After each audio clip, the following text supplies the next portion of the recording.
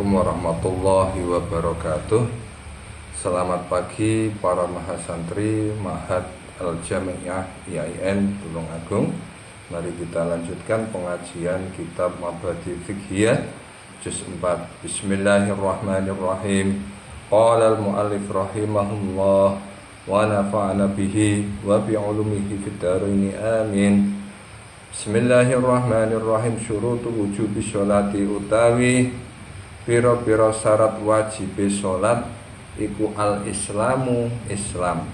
Syarat wajibnya sholat yang pertama Islam. Wal aqlu lan duweni akal. Yang kedua mempunyai akal. Wat tamyizu lan tamyiz lan wus pinter. Lan wus pinter garis miring bleneh. Liqalihi krana dawuh Kanjeng Nabi Muhammad sallallahu alaihi wasallam, rufi'a den angkat apa al-qalamu kolam pen catatan amal an salasatin saking wong telu, anin naimi saking wong kang turu, hatta yastai qidha sehingga lilir sapa naim, wa nisyabi lan saking bocah cilik, hatta yahtalima sehingga balik sapa sobi, wanil majnuni lan saking wong edan, hatta yakila sehingga waras sapa junun, wanaka ulan bersih minal haidi saking haid, wan nifasi lan nifas. Kemudian syarat wajibnya sholat yang ketiga ini adalah tamyiz. Artinya tamyiz itu seorang anak yang sudah pintar. Orang Jawa bilang bleneh, sudah mandiri, sudah bisa mandi sendiri, makan sendiri, cebok sendiri, melayani kebutuhannya sendiri, itu sudah bisa. Itu namanya tamyiz. Hal ini berdasarkan sabda Nabi Muhammad SAW. Pena catatan amal itu diangkat bagi 3 orang. Artinya pena catatan amal itu tidak digunakan untuk 3 orang. Yang pertama bagi orang yang tidur sampai dia itu terbangun. Kemudian bagi anak kecil sampai balik.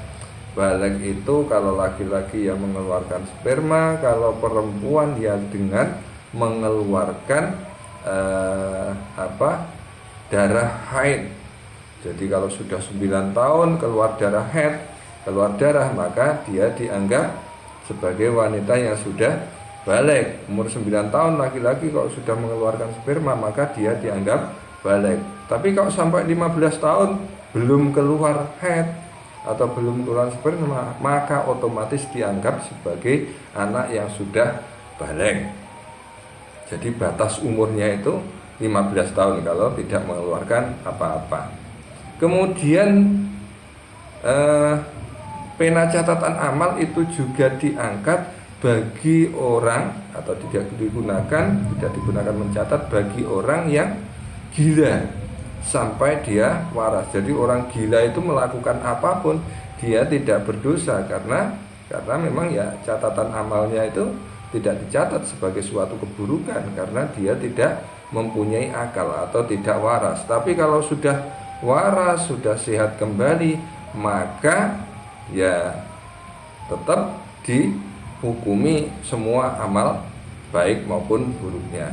Kemudian syarat wajibnya sholat lagi adalah wan naqa'u minal haidi wan nifasi, bersih dari haid dan nifas. Jadi tidak boleh seorang perempuan itu yang lagi haid atau nifas mengerjakan sholat, malah haram, harus meninggalkan sholat. Tetapi sholat yang ditinggalkan ini tidak wajib untuk diqodoi karena akan menyulitkan bagi perempuan tersebut, karena sholat itu kan sehari 5 kali. Kalau haidnya itu dalam sebulan 5 kali, ya, 5 kali 5 sudah 25 kali sholat. Ini akan berat bagi perempuan, maka ya tidak wajib untuk diqodoi. Sholatus sobiyi utawi iki iku bab mertelaaken salate bocah cilik. Salate bocah cilik. Bab ini menjelaskan tentang salatnya seorang anak kecil. Yuk maru den perintah sapa asyobiyu bocah cilik bisolati kelawan ngelakoni salat li sab'in in dalem umur 7 tahun. Jadi seorang anak kecil ini mulai diperintah untuk mengerjakan sholat pada waktu umur 7 tahun. Ini sudah dilatih untuk membiasakan sholat. Karena kalau tidak dilatih kebiasaan mulai umur dini, misal 7 tahun ini, maka nanti ketika sudah balik itu akan berat untuk mengerjakan sholat. Jadi umur 7 tahun itu kan otomatis 7 tahun belum balik. 7 tahun itu belum balik. Umur balik itu paling awal itu kan 9 tahun. Itu pun kalau sudah keluar sperma bagi laki-laki, atau kalau perempuan sudah mengeluarkan darah haid. Jadi persiapan untuk pembiasaan sholat ini mulai umur 7 tahun. Wa yudrabulan den pukul sapa sobi ala tarkiha ing atase ninggal sholat li asyrin ing dalem umur 10 tahun. Kemudian ketika umur 10 tahun kok tidak mengerjakan sholat, maka harus dipukul. Artinya diberi peringatan keras, ditaksir untuk mengerjakan sholat. Karena dia sudah balik, sudah mukalaf. Kalau tidak sholat itu dosa. Tetapi memukulnya ini tidak boleh pukulan yang mengakibatkan cedera. Jangan memukul muka, pun juga jangan memukul bagian lain yang mengakibatkan cedera atau cacat. Ini tidak boleh. Pukulannya itu harus hanya pukulan untuk memperingatkan saja. Liqaulihi krana dawuh Kanjeng Nabi Muhammad sallallahu alaihi wasallam, muru perintah sira kabeh auladakum ing pira-pira anak sira kabeh bisolati kelawan lakoni salat. Wahum halih utawi aulad iku abna'u sab'i sinina pira-pira anak umur 7 pira-pira taun. Wadribuhum lan mukula sapa sira kabeh ing abna, lan mukula sira kabeh ing abna alaiha ing atase ninggal salat. Wahum halih utawi abna iku abna'u asyrin pira-pira anak kang umur 10 tahun. Al hadisa ai ikra al hadisa, tegese maca sira ing hadis. Jadi anak diperintah sholat mulai umur 7 tahun dan dipukul ketika tidak mengerjakan sholat ketika sudah umur 10 tahun. Ini berdasarkan sabdanya Nabi Muhammad sallallahu alaihi wasallam, muru auladakum bisyolati wahum abna'u sab'i sinina.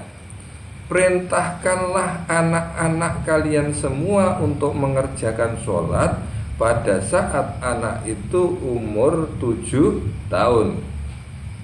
Wadribuhum alaiha wahum abna'u asrin, dan pukullah mereka ketika sudah umur 10 tahun tidak mengerjakan sholat. Jadi ini berdasarkan sabda Nabi. Dawuhnya Nabi, anak itu kalau sudah umur 7 tahun harus diperintah mengerjakan sholat, supaya dia itu persiapan terbiasa nanti ketika sudah balik untuk mengerjakan sholat 5 waktu. Karena sholat 5 waktu ini butuh kebiasaan. Kalau tidak dibiasakan mulai dini, maka akan berat untuk mengerjakan sholat. Dia akan merasa berat, kemudian akan aras-arasan, akan malas untuk mengerjakan sholat. Apalagi pada waktu-waktu yang sulit, misalkan isya, subuh, nanti subuhnya akan menjadi kawanan atau kesiangan. Kemudian duhur, waktu dia lagi asik-asik main, suruh sholat. Ini berat kalau tidak terbiasa mulai usia dini. Al-hadis, bacalah hadis ini dengan seksama. Dengan begitu kita bisa mempraktekannya. Demikian pertemuan kali ini, semoga bermanfaat. Mari kita tutup dengan doa. Allahumma anfa'na bima 'allamtana wa 'allimna ma yanfa'una wa zidna ilma wa na'udzu bika min hali ahlin nar. Walhamdulillahi ala kulli hal. Wassalamu alaikum warahmatullahi wabarakatuh.